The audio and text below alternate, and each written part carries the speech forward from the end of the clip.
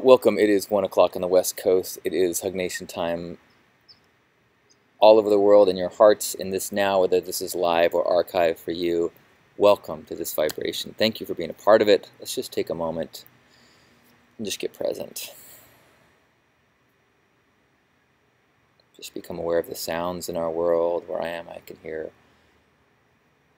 multiple types of birds, rumblings at the distance of machinery of some sort, or cars.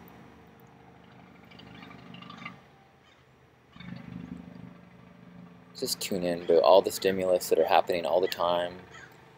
Just become aware of the presence of them in this now. Notice the sensations in my body. I can feel the coolness under my feet of the cement and the shade,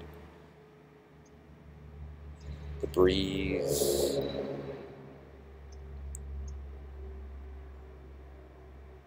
Just becoming aware of this now, this perfect now, and that all things are perfect. Nothing is undone, nothing is missing in the now. When you are free from a story and simply experience and appreciate. Try to remember that in those times when thoughts call us into suffering and pull us into stress or anxiety. Practice that return to a perfect now, and just a perfect practice of awareness and witnessing. Thank you, universe, for the gift of now, the gift of all the blessings in our world. Amen. Welcome! It is our pre-Christmas broadcast. I am on location at Casa Diego, enjoying a beautiful day in Southern California. It is a treat to be here with you. So, topic of today is going to be all over the place, but I'm going to start with talking a little bit about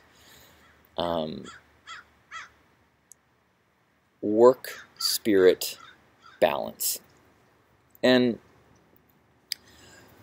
I've been trying and working on how to be present, how to be in my highest self on my spiritual practice, and also finding a way to work and do my job effectively and put energy into a professional role while also not totally losing track of the spiritual path. And there's a reason why that is such a challenge, because the very nature of business, the very nature of building a business or being an entrepreneur is that you are trying to create something that doesn't exist. You're trying to find where things are missing. You're always looking for the places where there's cracks in the plan, where things are not up to snuff, and you're trying to improve and grow. And so the very concept of building a business is contrary to the Zen Taoist concept of being at peace with as is, as things are. And so it can be a very challenging, I guess, how do you walk the path of business, which is all about progress and building and growth, and still keep your center in that place of the moment is perfect, all is perfect and as it should be. And I've looked at myself and my life and my mental state and spiritual state over the last 2 years as I've been much more focused on businessy things, and noticed the stress level that I've incurred since then. And also watched people around me as they're entrepreneurs, and how they balance, and how much easier it is, I think it is, to get pulled out of whack when you feel a responsibility to build a business and grow a business, and you're always trying to you're always in a state of comparison because you're looking at competitors, and you're always noticing what isn't right. It's a very glass half empty, I think, response. Because if you are building a business, if you're an entrepreneur and you go, yeah, things are fine, you have to have a very strong faith that things will unroll and unveil as the universe needs. or desires. And I think that the universe and the natural order of unfolding of things does not happen on the same pace as human business and progress. I know that humans are a part of nature and business, and of the universe, but I think that one of the significant differences between human processes and growth and maybe the virus of human progress is that our pace and our desires are faster, bigger, more than what the natural flow previous to the human virus or the human parasite. We go faster, more than nature.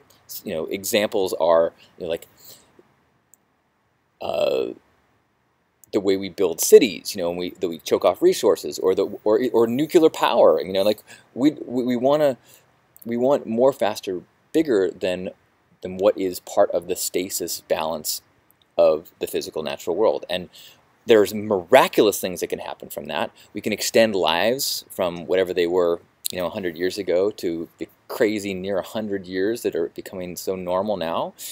But there's all these consequences to the same progress.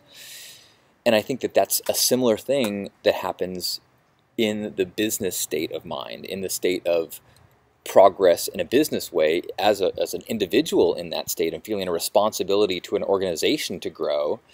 You also lose sight of that stasis balance of the natural flow of things. I find that I went and saw Jacob Glass last weekend, who I used to go to see every week, and then I subscribed to his lectures every week for like a decade. And recently I just haven't been doing so. The reason I haven't been doing so is actually fairly embarrassing. Is because my flippin' iPhone, iTunes syncing to my old computer, and now I have nothing that I want to listen to on my phone anymore. Anyway, that's a digression. But I went to go see him because he was in San Diego last weekend, and I remembered and was reminded of how powerfully calming and soothing his lectures were in teaching one of the basic ideas in A Course in Miracles, which is that everything's perfect. You're just where you're supposed to be. All things are unfolding as they should. You're absolutely worthy of all the love of God. You are divine. There's nothing that you need to do. You should do things, not should. You will be driven to create and do and act, but you don't need to do those things. And I think that the challenge that I've been having lately in my work world is I feel like I need to be doing so much all the time. And maybe it's a matter of just slowing down enough that it's like blood pressure. There's the high and the low. And if I'm constantly in the need level, I never fall into the natural rhythm and pace of just doing from a place of being. Because I know that I don't do nothing in a vacuum, but I definitely have a slower pace than I do when I'm in a work environment where there's all these other stimulus that are pushing, that progress, that building, that growth, and it takes a lot of work and practice to not let that growth, more and more, builder, faster, competition thing really mess with your spiritual peace and mental well-being. And I lead a meditation every day at work. We do a gratitude circle once a week. I do this broadcast once a week. So I'm, my overall hours spent each week recalibrating back to baseline calm is quite a bit. And yet I feel that my general baseline is more stressed, more anxious, more self-judging than I have ever been. Maybe not ever been, but considering that I do have a spiritual practice, it's tough. So seeing Jacob and being reminded of this, it's like, okay, I need to be doing more. I need to be listening to these lectures every week. I need to be revisiting these practices and revisiting these ideas more than I have been. And the excuse of being too busy is like, it's like, I can't remember, I've heard it attributed to several people, but the idea like I meditate for 30 minutes every morning, unless I have a lot to do that day, in which case I meditate for an hour. I've also heard it said with prayer, and I've heard it attributed to Martin Luther King Jr., and I've heard it attributed to Gandhi, and I've heard it attributed to several people. So we'll say some wise person said that. So part of me, like, I have this cycle. Part of me just wants to just like run away, run away, run away. You know, like, just let's get a backpack. Let's go to an island, and let's remove all of these pressures of growth and progress from the equation, so I can sink back into a state of more natural pace for myself, a natural pace of creation and writing and speaking. But I also, I think that I do need some push and some, deadlines and things, because it is too easy to not do anything. But I don't have the right answer. I don't know if there is a right answer. I don't have an answer. I'm just bringing this up as a topic and an awareness, and that the kind of sharing that I am currently trying to be more aware of that, and trying to be more aware of this, the natural challenge of this. And I understand that I'm just talking about work, let alone, like, as I'm staying here watching a beautiful family with a young, quickly becoming toddler, that everything that you add to your life, every responsibility, makes that balance even harder and harder with things that you need to do. Although, let me think of that through. Because the nature of a child growing up, it has a pace. And so you kind of have to tune into that pace. It's the business, it's the progress, the capitalist system that has the need for massive, fast growth, and whereas the relationships, whether that be with a child or in a lover or family or even friends, it does not have that same kind of out of balance pace. So I will say that everything that you have in your life, whether that be a family or that those things do add to the time restraints, but I don't think those have the same impact on disrupting our internal kind of flow. And it is the projects that we add to ourselves, and I'm kind of tunnel visioning on work and being an entrepreneur and building a business, but there are probably other ones. If you can think of something else, share it in the chat room or in comments of things that we take on in our lives that, by the nature of what they are and who we interact with, they have a pace and a need that pushes us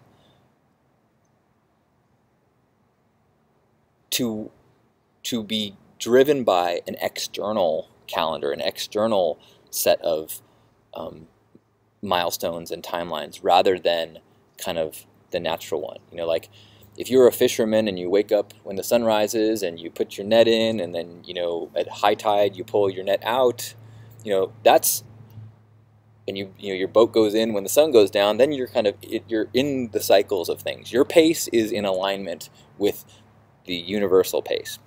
Now, when you buy a boat and you create a huge net and I don't even know what the terms are for, but when you just like massively overfish some area and take on, pull in all the other fish and just like destroy a huge swath of the ocean to get this massive amount of fish, you have now stepped out of that balance. Now, commercially, you are a much bigger success, and you are winning in the game of commerce. But the consequence of that is that you are now operating on a timeline that is not in alignment. And I think that timeline there's so much more to it than just sunsets and low tides and seasons. There's also just there's an infinite number of pacings that are happening in our body, and as well as in the evolution of all things around us. So I don't know the answer. I think it's a combination of being aware of when we're out of alignment, and also trying to be vigilant about creating some separation, and maybe not letting an external timeline trump our internal, and make us forget kind of what we are and who we are. And an external timeline that is failed or missed, not getting so absorbed in it that we suffer. It's kind of like staying aware. If I'm playing a soccer game and we're down by 2 points and we only have 15 minutes to go, like, it's okay to try really hard to score, but at the end of the day, or at the end of the game, I need to remember that is a game within a larger thing. And if I go home from the game and I am so frustrated and angry that timeline was messed up, and that pacing was a failure, and then if I go home and then yell at my family and sulk during dinner, that's when I've made the mistake. That's when I've lost the balance. So it's trying to keep that game perspective. And maybe that's it. Maybe that's the whole lesson of this is keeping distinct which timelines and pacing is game time, which is fine when you're in game mode, and recognizing when you are not in the game, and not letting that timeline, that pressure, that over time sudden death kind of thrill and game, keeping it a game and not making it life. So hopefully your pace line, and this is a perfect time of year, as we've got there's how many days till shopping? How many more days till? Oh my gosh! I have to order by Amazon today if it's going to get here. It's like, I'm going to get this many gifts. I have to do this. I have this to do before the end of the year. I have to do. So, hopefully your timelines are allowing you peace in your world, and you are able to enjoy the games without distracting from the truth of the blessings that are around. And you can let that floating process, let the universe unfold around you in magical ways, and not miss those gifts because it's not the right pace for some external rule book. So thank you for letting me ramble and kind of get through some of that. I feel like I'm at a better recognition of where I'm at. Hopefully you are in a good place or getting in a better place. So let's have ourselves a hug. Grab yourself by the shoulders.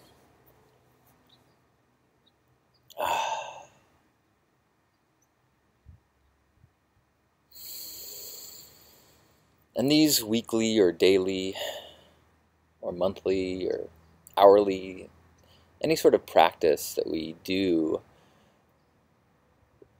that helps us remember kind of our internal truth, our internal pace, I think is so important. I think that's so much a part of why meditation is significant, or why this weekly gathering is significant, is because it is that pull back, check in, what is my pacing right now? Who and what and where is the pressure coming from that I'm feeling right now? And in that being present state, you can kind of get out of the pressure, get back to the truth, get back to integrity, and from that place, get back to love. So let's feel that love. Let's recognize our love. Let's just be love in this moment. And no projects, timelines, no undone things, no job or lack of job can obstruct our true loving selves. It's a whole nother level. And as we squeeze and we feel this body, we know that's a physical level. And as we go a little deeper in our personalities and our responsibilities, that's a little deeper. And then we're going to go even deeper to that truth, that love, that light, and just know that, oh, right, oh, that's what I am. Oh, that's what I am. That's what we are. So let's take 3 breaths from that perfect space. That letting the light shine through us, letting the love flow through us. 3 breaths in through the nose.